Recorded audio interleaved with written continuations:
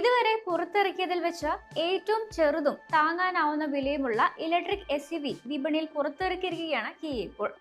BSUV വിഭാഗത്തിൽ സ്ഥാനം പിടിച്ചിരിക്കുന്ന EV2 കിയയുടെ ഇലക്ട്രിക് പോർട്ട്ഫോളിയോ വികസിപ്പിക്കുന്നതിനും യൂറോപ്യൻ വിപണികളിൽ EV ഉടമസ്ഥാവകാശം കൂടുതൽ പ്രാപ്യമാക്കുന്നതിനുമാണ് ലക്ഷ്യമിടുന്നത്. കിയയുടെ നിലവിലെ ഇലക്ട്രിക് പ്ലാറ്റ്ഫോമാണ് EV2വിനെ പിന്തുണയ്ക്കുന്നത്. യൂറോപ്പിലായിരിക്കും ഇത് നിർമ്മിക്കുക. EV3, EV4 പോലുള്ള മോഡലുകൾക്ക് താഴെയാണ് ഇത് സ്ഥാനം പിടിച്ചിരിക്കുന്നത്. 2 ബാറ്ററി ഓപ്ഷനുകളോടെയാണ് മോഡൽ വാഗ്ദാനം ചെയ്യുന്നത്. സ്റ്റാൻഡേർഡ് റേഞ്ച് പതിപ്പിൽ 42.2 kWh ബാറ്ററിയും 317 കിലോമീറ്റർ വരെ WLTP റേഞ്ചുമുണ്ട്. അതേസമയം ലോങ് റേഞ്ച് വേരിയന്റിന് 61 kWh ബാറ്ററിയും 448 കിലോമീറ്റർ വരെ വാഗ്ദാനം ചെയ്യുന്നുണ്ട്. ഇതിന്റെ WLTP കണക്കുകൾ ഇതുവരെ വെളിപ്പെടുത്തിയിട്ടില്ല.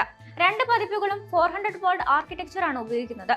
കൂടാതെ DC ഫാസ്റ്റ് ചാർജിങ്ങിനെ പിന്തുണയ്ക്കുന്നുമുണ്ട്. ഇത് ഏകദേശം 30 മിനിറ്റിനുള്ളിൽ 10 മുതൽ 80% ചാർജ് ചെയ്യാൻ അനുവദിക്കുന്നു. EV2 ലോഞ്ച് ചെയ്യുമ്പോൾ 11 kW, 22 kW AC ചാർജിങ്ങിനെ പിന്തുണയ്ക്കുന്നു എന്നതാണ് ശ്രദ്ധേയം.